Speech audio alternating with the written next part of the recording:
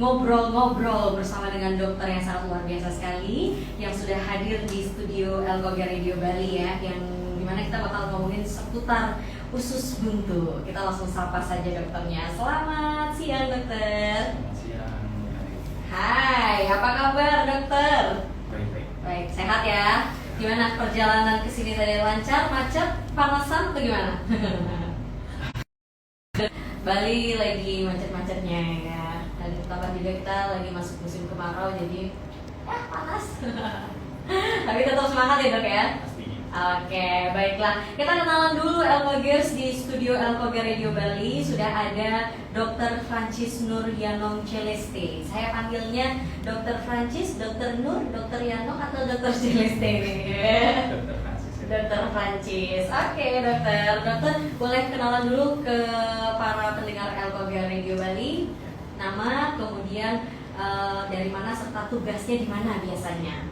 Selamat siang kepada semua teman-teman yang lagi mendengarkan. Izin saya dengan Francis. Saya merupakan presiden Beda Udayana yang sedang bertugas di RSUP Prof. Oke. Berarti kalau ada apa-apa kita bisa cari Dr. Francis di RSUP Prof. Murah ya? Boleh langsung. Biasanya ada jalur free pass pendengar Elkoga Radio Bali gitu ya? Boleh. Iya dokter, siang ini sesuai yang sudah kita share di media sosial ya, kita akan ngomongin seputar gejala usus buntu yang wajib kita ketahui. Mungkin pertama ini saya boleh tanya, kenapa ya? Kenapa kita perlu membahas hal ini dokter? Emangnya apa sih fenomena yang terjadi di masyarakat? Banyakkah yang kena usus buntu atau gimana?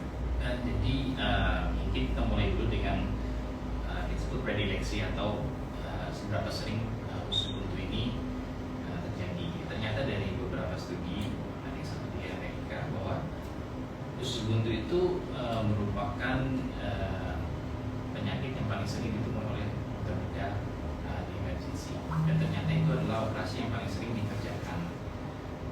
Dan di Indonesia itu karena masyarakatnya kuat-kuat, jadi ditahan sakit perutnya. Ya, jadi seringkali misalnya usus buntu itu bisa ditangani dengan cepat dan baik, seringkali kita bisa mendapatkan kasus yang lebih kompleks.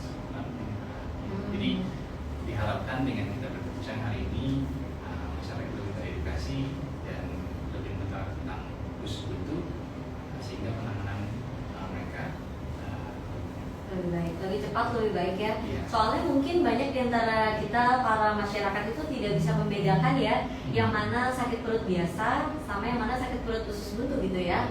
Ada bedanya dokter? ada tentunya. Oke, baiklah. Sebentar kita akan bahas bedanya dari gejala sakit perut biasa sama sakit usus buntu ini ya.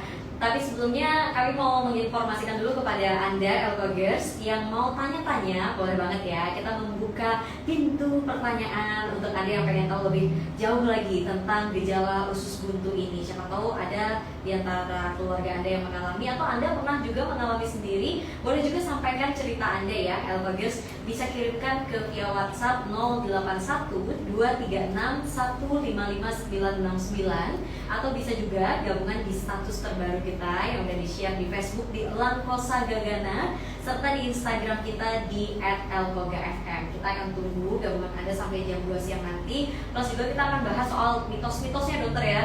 Boleh. Oke, tapi sebentar setelah yang satu ini ya. Sabar dulu dokter. Siap.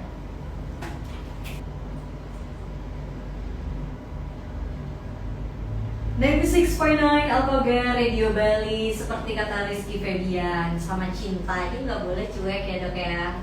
Pasti. Kok ragu banget jawabnya.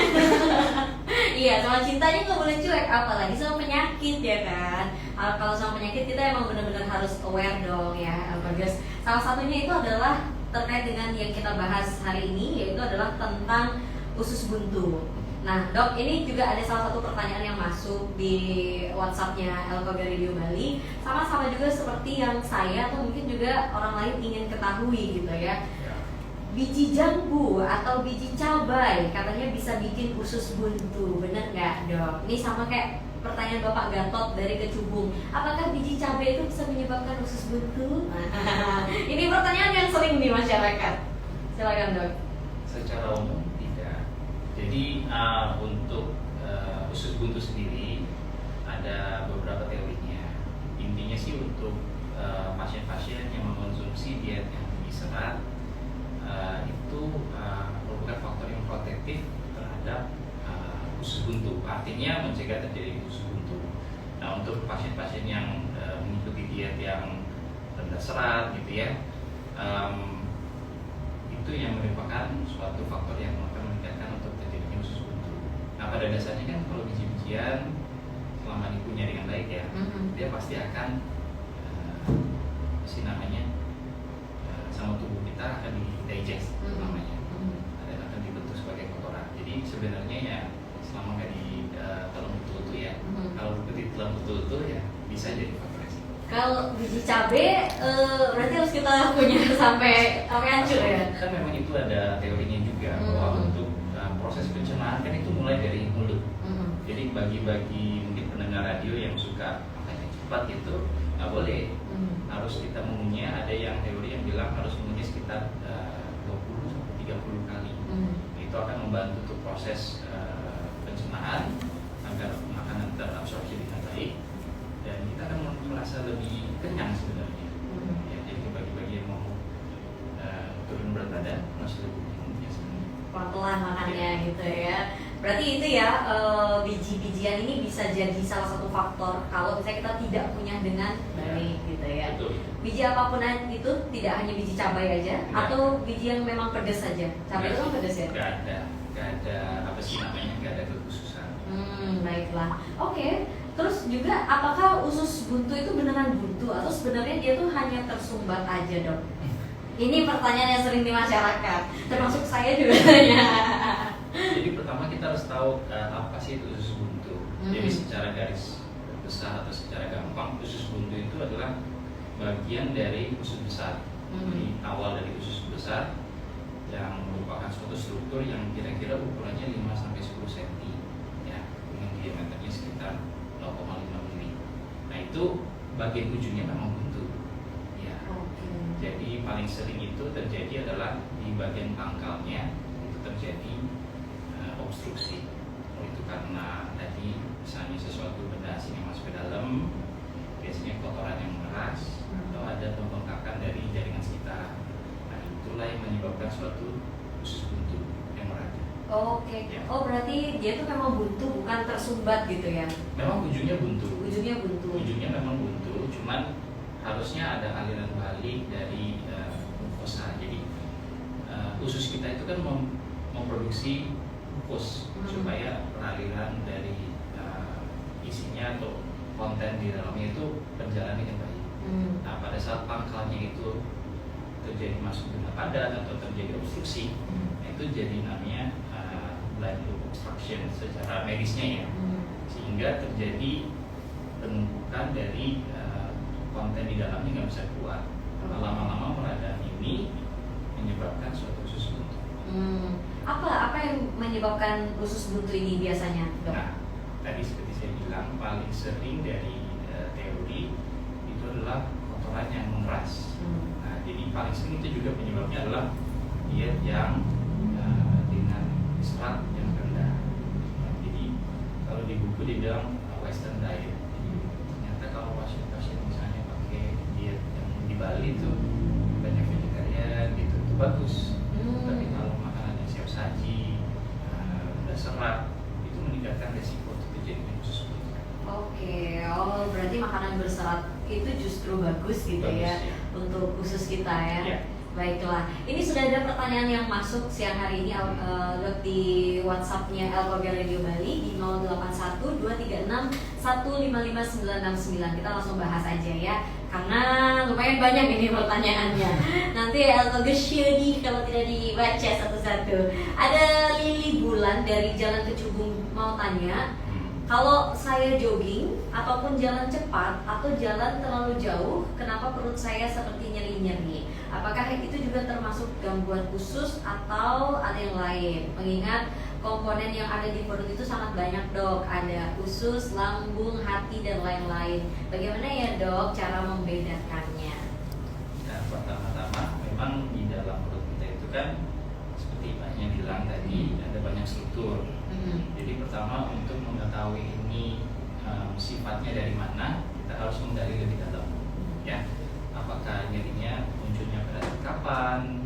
Apakah sedang lagi beraktivitas apa? Nah, tadi dia sudah jelasin secara singkat tuh pada saat lagi berolahraga.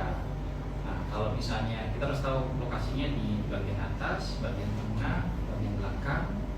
Nah, itu juga ada sumbernya. Tapi kalau misalnya secara singkat Mbaknya bilang pada saat olahraga ada nyeri perut, kemungkinan besar itu bukan dari usus buntu. Nah, saran saya sih adalah kita periksa lebih lanjut ke dokter untuk mengetahui sumbernya dari mana. Karena jarang kalau khusus di usus ya, kalau dia nyeri pada saat aktivitas fisik jarang sih. Ya, kemungkinan sumbernya dari lain. Bisa saja dari bagian pemerintahan, bisa juga dari sana. Saya sempat baca juga tuh di Google Dok, kalau gejala penyakit usus buntu itu beda-beda antara wanita biasa, ibu hamil, maupun juga laki-laki gitu ya. Mungkin boleh dijelasin kalau gejala usus buntu itu seperti apa? Karena ada juga yang nanya ini, perbedaan antara usus buntu dan gangguan pencernaan lainnya itu gejalanya seperti apa Dok? Jadi secara klasik kalau kita mengikuti teori, usus buntu itu ada namanya triase dan ada juga nyerinya itu mengikuti suatu alur. Jadi pertama-tama klasiknya adalah nyeri dulu disertai dengan keluhan mual muntah, lalu ada peningkatan suhu. Nah, khas lagi dari usus buntu adalah nyeri yang berpindah tempat atau disebut migrating pain. Jadi biasanya nyeri usus buntu itu nyerinya di area ulu hati atau sekitar pusat, dan biasanya nyerinya itu tidak spesifik, maksudnya cuma dulu agak sakit nggak nyaman. Nah, lalu dengan iring waktu mungkin sekitar beberapa jam pindahnya biasanya ke kanan bawah dan sangat spesifik. Sangat spesifik artinya kalau kita minta pasien untuk menunjukkan di mana nyerinya, dia bisa nunjukin pakai itu aja. Tolong tunjukin, dia bisa nunjukin. Dan itu khas sekali untuk usus buntu. Kalau itu sudah ditemukan, biasanya pemeriksaan penunjang yang lain itu sangat-sangat mendukung untuk suatu usus buntu. Jangka waktunya berapa lama tuh Dok? Dari sakit yang biasa aja, nyeri yang biasa aja sampai dia itu nyerinya pindah, habis itu sakitnya luar biasa tuh, jangka waktunya berapa lama ya? Jadi biasanya usus buntu itu dalam waktu jam sih. Kalau secara umum, jadi kan ada, kita lihat populasi ya Pak ya. Yang khas itu adalah pada orang dewasa. Kalau misalnya pada anak-anak atau yang kita sebut ekstrim itu pada anak-anak kecil atau orang tua yang umurnya lanjut, nah itu sudah mulai agak sedikit berbeda, nggak menentu ya. Tapi pada saat orang dewasa yang fit sehat, biasanya dalam waktu let's say 72 jam itu adalah batas maksimalnya. Maksud saya adalah memang di dalam kurun waktu ini nyerinya bisa ada yang pelan-pelan, ada yang langsung, tergantung dengan peradangan dari si usus buntu. Cuman dari beberapa studi biasanya kalau sudah melewati 72 jam itu sudah merupakan suatu waktu di mana resiko terjadinya pemecah usus buntu pecah itu terjadi. 72 jam ya. 3 hari berarti ya. Biasanya kalau sudah lebih dari kurun waktu itu dari sejak keluhan pertama, biasanya kasusnya menjadi kompleks. Ya, di mana itu biasanya nyerinya hebat sekali. Ya, tapi kita jangan nunggu sampai waktu itu. Ya, harusnya kalau pasien sudah menyadari ada nyeri yang tadinya nggak begitu jelas, turun ke bawah dalam waktu 1 sampai 2 jam, bisa langsung. Gitu. Nggak usah tunggu waktu itu, karena 72 itu saya bilang batas maksimal. Berarti itu sudah terjadi usus buntu yang pecah biasanya. Dan itu operasinya berbeda lagi. Saya pernah Dok, saya ingat, nah nih pas banget nih. Saya ingat waktu itu saya habis makan mie pedas berkuah gitu kan, panas.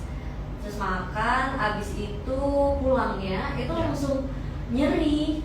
Langsung saya takut tuh Dok. Itu salah satu gejala usus buntu, tapi dia bagusnya besok paginya hilang. Nah kalau usus buntu tuh dia lama berarti ya, terus ya sakitnya. Terus, jadi khasnya dari usus buntu itu adalah nyerinya progresif. Ya, memang ada kasus di mana memang tubuh kita itu sangat baik. Jadi kadang-kadang kalau peradangannya hanya sesaat aja, ada di mana dia naik sedikit radangnya, terus tubuh kita bisa mengontrol dia mereda. Itu ntar disebut appendicitis yang kronis atau recurrent kita sebut. Tapi pada kebanyakan kasus dia akan progresif, di mana kalau pada saat itu progresif nyerinya akan semakin meningkat, ya, sampai tidak bisa ditahan. Jadi kalau misalnya dia nyerinya membaik, kemungkinan hanya di satu area aja, kemungkinan besar kan syukurlah kalau begitu ya. Saya takut soalnya itu tuh udah subuh ya, jam subuh ini gimana nih semua pada tidur gitu ya. Phone friend. Ya benar ya, benar friend ya. Nah ini pas juga nih sama ada pertanyaan yang masuk, Carlos yang mau bertanya ke Dokter Francis, apakah ada batasan usia untuk terkena usus buntu? Tadi udah disebutin anak-anak sampai dewasa bisa ya? Ya, jadi balik lagi ada alasannya yang sendiri. Jadi tadi seperti saya bilang kan, usus buntu itu merupakan suatu saluran ya.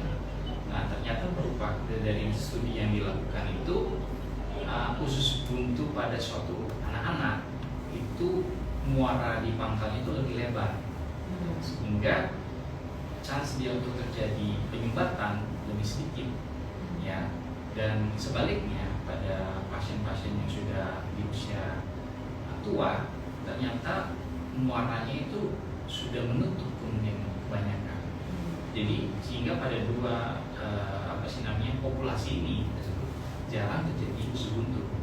Nah, kalaupun terjadi usus buntu pada kedua populasi ini, biasanya gambaran klinisnya kurang baik karena diketahuinya sudah telat.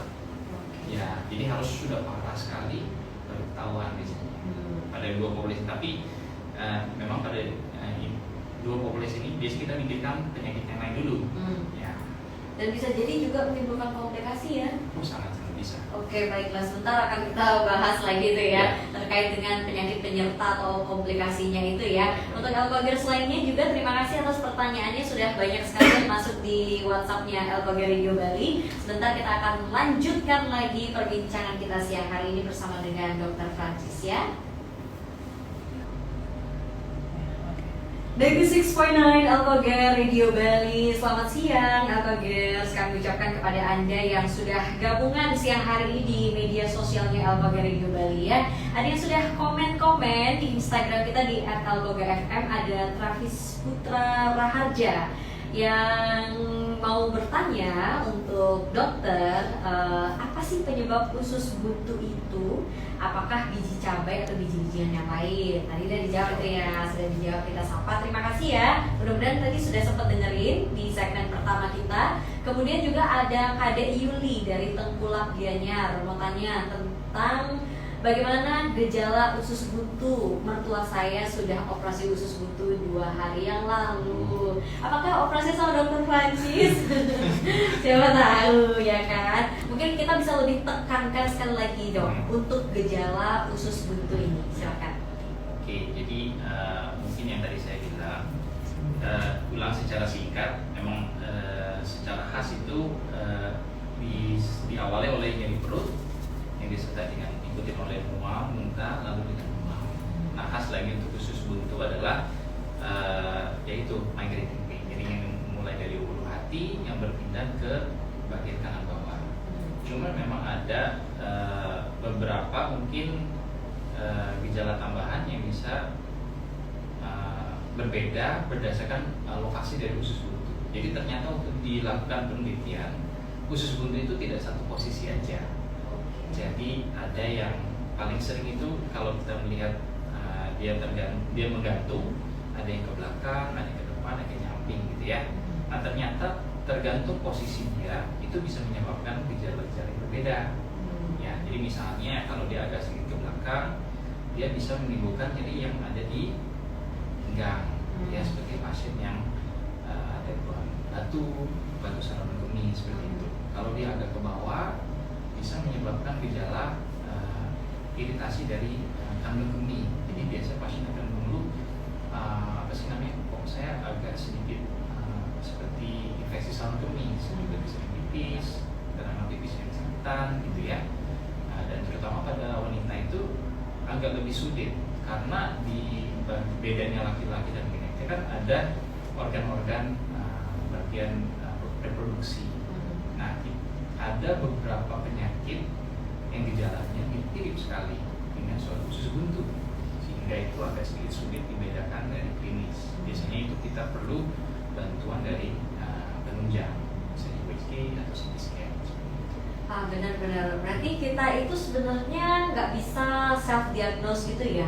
Kan belakangan ini tuh lagi ngetren ya self diagnose gitu. Jadi kita memutuskan sendiri, kayaknya saya sakit usus buntu deh, nah gitu. Mungkin dokter bisa kasih perbedaannya, yang mana kayak gimana gejala sakit perut biasa, kayak gimana yang sakit perut usus buntu, yang mana sakit pinggang, yang mana sakit batuk, nah gitu. Misalnya ya kan. Coba tahu ada yang gejala yang berbeda gitu. Yang membedakan Ya. Kalau dipikir-pikir, karena organ yang ada di bagian perut itu kan banyak tuh Mbak. Ada si hati, ada si tedu, ada si usus, ada kalau bagian wanita ada bagian reproduksi juga gitu. Jadi kalau kita membedakan secara garis besar, ini gejala khas untuk usus buntu, tadi saya disebutin. Nah, mungkin ya kalau ditekankan adalah apabila gejalanya itu awalnya nyerinya misalnya skala nyeri nih dari 0 sampai 10, di awalnya 1 sampai 2, lama-lama dengan waktu dia memberat, termasuk dengan gejala lain yang tadinya nafsu makannya menurun, semakin menurun, terus ada demamnya semakin demam, baiknya diperiksakan.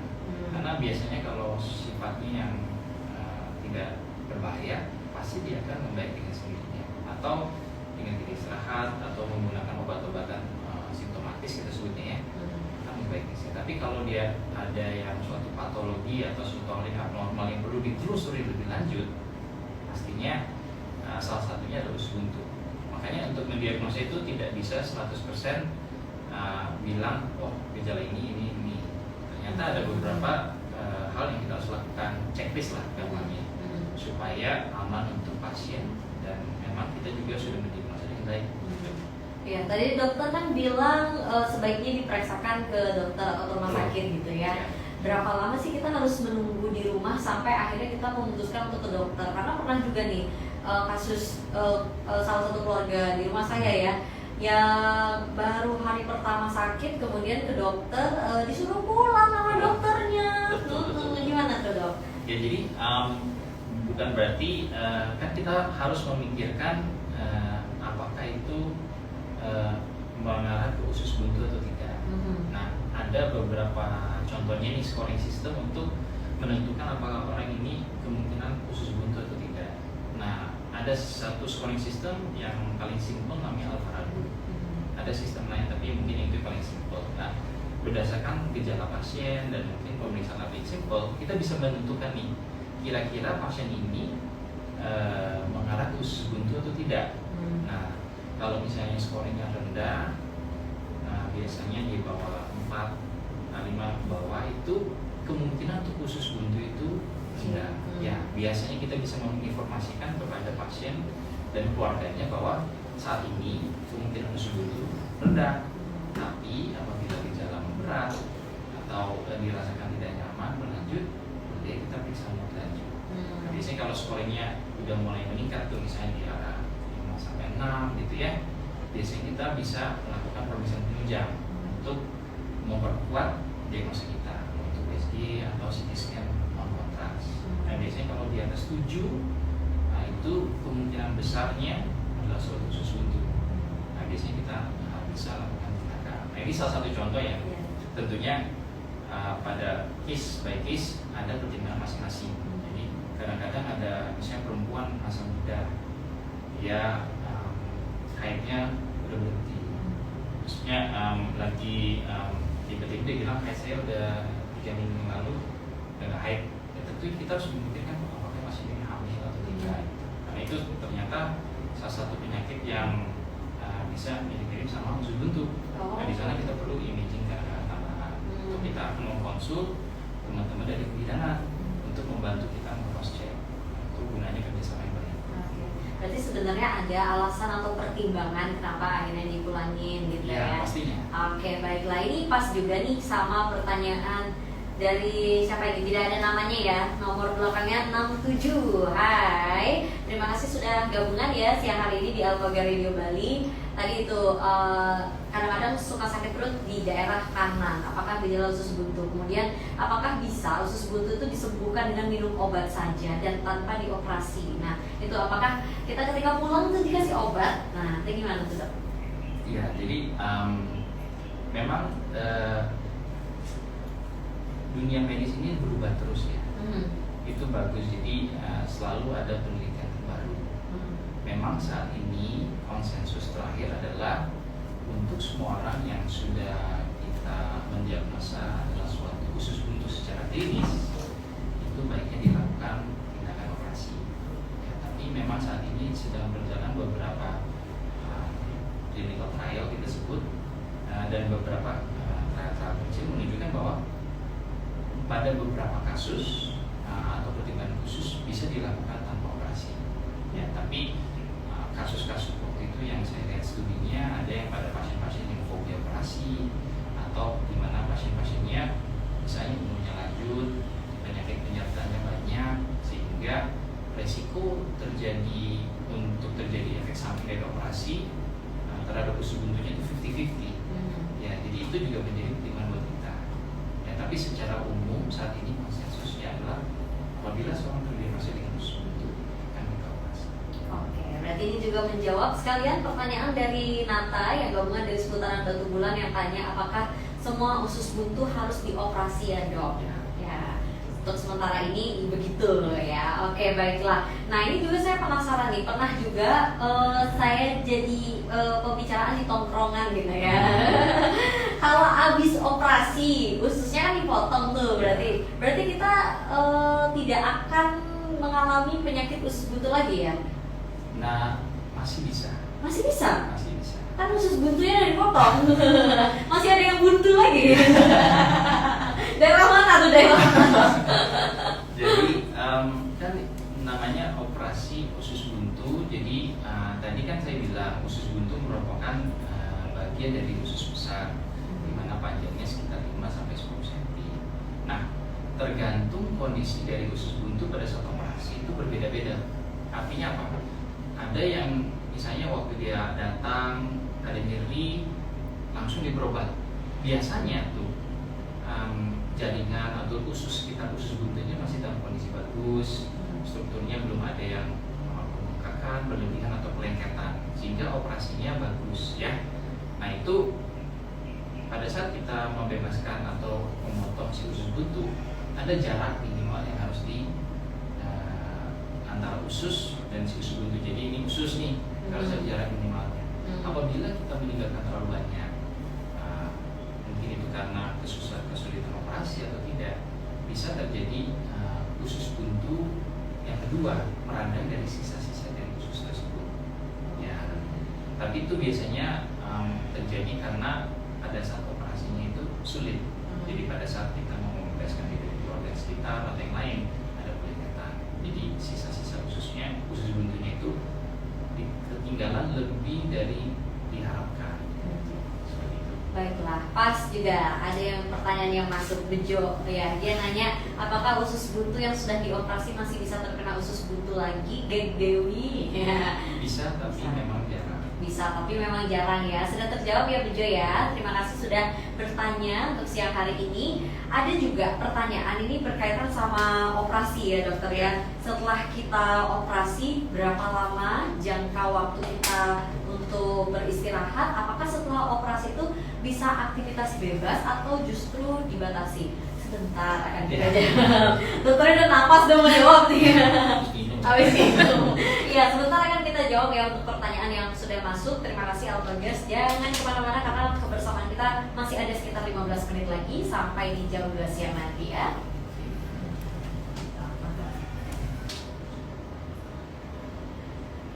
96.9 Alpaga Radio Bali. Pertanyaan yang masuk ke media sosial Alpaga Radio Bali benar-benar ramai sekali. Semuanya tertarik loh untuk membahas lebih jauh terkait dengan usus buntu ini. Sepertinya kerjasama kita perlu lebih panjang lagi ya dokter ya. Iya, mudah-mudahan ya, karena memang antusiasnya luar biasa, banyak sekali loh ini ya. Mungkin kita bahas dari operasinya dulu ya, karena kan masih agak terkait ini sama yang sebelumnya kita bahas gitu. Ya. Saya akan rangkum sejumlah pertanyaan yang masuk. Ya. Ada yang bertanya, tapi ini nggak isi nama ya, belakangnya nomornya 33. Biasanya operasi usus buntu itu diperlukan waktu berapa lama, dokter? Bisa jangka lama operasinya. Oke. Untuk operasinya sendiri, apabila kita melakukan operasi konvensional, kalau misalnya tanpa ada komplikasi saat operasi, biasanya memakan waktu kurang lebih 1 jam. 1 jam ya, oke, baiklah. Kemudian kita baca lagi untuk yang sudah masuk di Elboga Radio Bali. Oh, ini juga ada yang tanya, kalau operasi usus buntu itu bisa nggak menggunakan biaya BPJS? Nah, yang itu pasti bisa. Jadi Bisa ya? dari pemerintah sudah menyediakan fasilitas BPJS yang mengcover, dan yang salah satunya adalah Usus buntu. Oke, bisa ya berarti Bejo ya, sudah terjawab. Kemudian nih ada pertanyaan lucu nih juga masuk nih. Selamat siang dokter, saya Putu dari Batu Bulan, mau tanya kenapa disebut usus buntu ya dok? Jadi kesannya seperti usus kita tuh buntu, gak lancar, seperti ada got buntu gitu. Ini sama pertanyaan yang tadi ya. Apa bisa tidak dioperasi, dan kalau didiagnosa usus buntu dan akhirnya dioperasi berarti sudah tidak akan usus buntu lagi ya? Yang dioperasi itu usus kita dipotong atau gimana? Iya, mau apanya dong yang dipotong kalau bukan ususnya ya kan?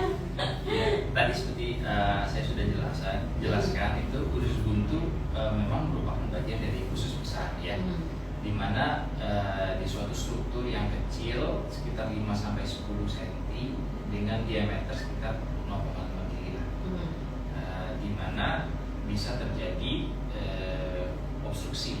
Nah, kalau misalnya di bagian pangkalnya terjadi obstruksi atau penyumbatan, nah usus buntunya akan kita potong, bukan ususnya ya, usus buntunya sendiri. Ya. Sehingga namanya operasi usus buntu. Nah, bagian itu yang dipotong. Jadi jangan nggak usah khawatir ususnya tidak dipotong. Itu hanya terjadi pada kasus-kasus komplikasi. Makanya yang diharapkan dari sharing hari ini adalah teman-teman lebih sadar, lebih aware tentang gejala usus buntu, jadi langsung berobat, jangan ditahan-tahan. Oke, baiklah. Ya. Mungkin bisa dijelasin juga dok ke Elkogers yang dengerin siang hari ini, jenis operasi apa aja sih yang biasanya kita jalankan untuk operasi usus buntu ini? Karena ada yang tanya juga, kalau misalnya kita nggak mau operasi, apakah bisa fatal untuk kesehatan kita nantinya? Ya. Gitu. Jadi tadi saya sempat jelasin secara singkat, untuk sebagian besar usus buntu dia akan progresif dan memberat. Ada sebagian yang hanya meradang sedikit, lalu tubuh kita bisa mengontrol peradangannya. Nah, pada kasus-kasus di mana dia progresif memberat, bila tidak diobati bisa sampai menyebabkan kematian. Ya, karena biasanya usus buntunya pecah, di mana terkandung di dalamnya usus itu keluar ke dalam rongga perut yang harusnya steril atau bersih. Itu akan menyebabkan peradangan di seluruh perut, dan biasanya kalau dibiarkan fatal. Oke, terjawab ya Sinta ya. Sinta yang bertanya tadi, apakah usus buntu tuh wajib dioperasi? Apakah kalau enggak tuh bisa fatal? Ternyata bisa fatal, bisa sampai mengakibatkan kematian ya. Baik, kalau untuk jenis operasinya apa aja biasanya yang kita jalani dok? Jadi untuk jenis operasinya sendiri ada 2, ada yang konvensional, ada yang minimal invasif kita sebutnya. Ada plus minus dari keduanya. Memang secara umum konvensional itu dikerjakan lebih cepat ya, lebih cepat. Jadi untuk pasien kita exposure-nya di bawah obat-obat bius gitu ya, lebih sedikit. Kedua adalah untuk dikerjakan itu juga lebih mudah. Kenapa? Karena ternyata yang minim invasif atau kita sebut laparoskopi itu memerlukan training yang lebih lagi.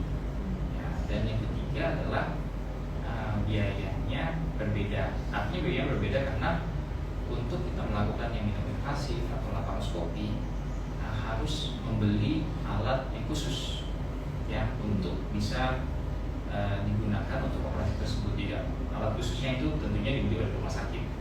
Nah itu harganya tidak dipakai untuk semua kasus usus buntu dalam konteks kalau misalnya kita suspek pasiennya itu ada peradangan yang hebat gitu ya, sampai dia sudah menginfeksi seluruh abdomen atau perut, itu harus digunakan secara konvensional.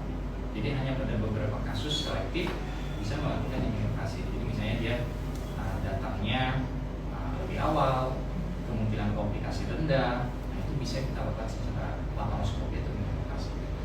Nah tapi kalau misalnya dia datang telat, ya, kita harus pakai konvensional. Baiklah, semoga terjawab nih bagi Elkogirs yang ingin tahu lebih jelasnya tentang operasi ya. Karena kalau kita dengar kata operasi itu kan seperti menyeramkan gitu ya. Operasi itu sakit nggak dok gitu ya. Gitu biasanya pertanyaan yang muncul. Ada yang bisa meminimalkan sakitnya itu gitu ya? Ya bisa. Sebenarnya salah satunya adalah yang tadi saya bilang minum invasif. Jadi keduanya ada plus minus. Memang secara teori dan memang data yang sudah dikumpulkan, kalau kita melakukan operasi minimal invasif itu waktu penyembuhannya lebih cepat, jadinya lebih sedikit. Tapi balik lagi, hanya pada kasus selektif itu bisa dilakukan, itu pertama. Dan kedua memang kita harus melihat dari segi pembiayaan, artinya apakah memang risk benefit untuk pasiennya Oke, baiklah. Nah, tadi itu sempat disinggung terkait dengan apakah nyerinya lebih lama, cepat sembuhnya atau gimana. Saya langsung aja sambungkan dengan pertanyaan yang udah masuk ya. Oh, iya. Ada Ibu Kira, operasi usus buntu itu berapa lama waktu kita untuk istirahat? Dan setelah operasi aktivitasnya bebas atau ada yang harus kita batasi? Dan penyembuhannya biasanya berapa lama? 3 pertanyaan sekaligus ini. Lengkap sekali. Ingat nggak? Operasi. Iya, bisa operasi. Jaga-jaga, ya kan? Biasa seorang ibu kan begitu ya, semua dipikirin. Nah, gimana dok? Jadi untuk operasi usus buntu sendiri, memang kalau operasi tanpa komplikasi bisa berjalan dengan lancar. Malahan kita berharap pasien itu bergerak secepat mungkin atau mobilisasi, karena ternyata itu membantu untuk proses penyembuhan secara keseluruhan untuk pasien. Tapi tentunya dengan batasan, ya, karena waktu kita melakukan operasi yang kita sayat, yang kita buka itu kan dari kulit sampai ke rongga perut. Artinya ada beberapa lapisan yang kita buka. Nah, ususnya sendiri karena kita operasi daerah operasi kecil, cepat dia sekitar semingguan sebenarnya dia sudah mulai penyembuhan yang baik kalau operasi tanpa komplikasi ya. Tapi dinding perut kita sendiri itu memerlukan waktu lebih banyak untuk proses penyembuhan. Kalau tidak ada komplikasi biasanya memerlukan waktu sekitar 2-4 minggu untuk mencegah terjadi namanya hernia. Jadi bisa kalau misalnya pasiennya dia binaragawan gitu ya, langsung habis operasi dia langsung angkat beban, lama-lama tadi ada benjolan yang keluar dari bekas operasi, ternyata karena proses penyembuhannya belum sempurna, dipaksa. Jadi secara ringkas kita mengharapkan setelah pasien operasi untuk beraktivitas cepat mungkin, tapi dibatasi yang untuk yang aktivitas berat ya ditunda dulu selama sekitar 2-4 minggu. Tadi dokter sempat ngomong komplikasi, berarti usus buntu itu juga bisa komplikasi sama penyakit lainnya dong ya? Sangat bisa, karena kan pada saat usus buntu meradang itu yang paling sering terkena itu adalah usus yang berdekatan sama dia, usus besarnya. Jadi pada kasus-kasus yang cukup ekstrim itu ada bagian usus besarnya itu harus kita potong karena meradangnya meluas ke sana, ya, atau dia perlengketan ke bagian. Kalau perempuan paling sering dia perlengketan dengan bagian reproduksi, tapi kita harus bebaskan lagi. Dan itu pada saat sudah terjadi perlengketan, ternyata secara studi dia meningkatkan resiko untuk terjadi perlengketan ke depannya. Jadi bahaya, karena itu pembicaraan mungkin untuk lain waktu. Tapi intinya kalau dia sudah perlengketan ke depannya repot. Baiklah. Ini bagus nih, ada pertanyaan lagi dari Bejo. Makasih ya sudah meramaikan Elkogirs Bali. Banyak sekali nih pertanyaannya. Ini bagus nih pertanyaannya. Kalau misalnya nggak dioperasi, tapi memakai obat-obatan herbal, itu pengobatannya bisa nggak? Nah, untuk sampai saat ini dari studi memang tidak ada yang sudah melakukan studi untuk obat-obat herbal ya. Jadi saya mungkin tidak bisa terlalu mengiyakan gitu ya. Karena selama ini kan kita di kedokteran kan belajar berdasarkan studi yang sudah dilakukan clinical trial namanya. Nah, kalau misalnya dia dengan antibiotik tadi saya bilang pada kasus-kasus tertentu kita bisa memilih untuk konservatif tanpa operasi. Tapi untuk menggunakan herbal saja saya tidak bisa terlalu mengiyakan atau simpel ya. Iya. Tetap harus diperiksakan ke dokter dulu ya. Betul. Supaya tahu lebih lanjut. Seperti itu ya Bejo ya. Baiklah, di segmen terakhir ini juga, di pembicaraan terakhir kita ini dokter, sepertinya kurang lengkap rasanya kalau kita nggak ngomongin terkait dengan bagaimana pencegahannya dan apa yang harus kita hindari supaya tidak terkena penyakit usus buntu ini. Oke. Karena usus buntu ini merupakan suatu penyakit yang sering kita temui. Pada dasarnya sih berdasarkan studi yang ada adalah dua. Kita mau diet yang tinggi serat dan kita menjaga kesehatan usus kita secara umum. Jadi makanan-makanan yang prebiotik atau probiotik itu sangat-sangat dianjurkan juga untuk kesehatan usus ya. Karena ternyata ada beberapa penyakit yang mengenai usus, misalnya peradangan usus yang lain, usus besar itu bisa meningkatkan resiko terjadi usus buntu juga. Ya, jadi dua hal itu sih, kita makanan yang tinggi serat dan menjaga kesehatan usus secara umum, yang prebiotik, probiotik.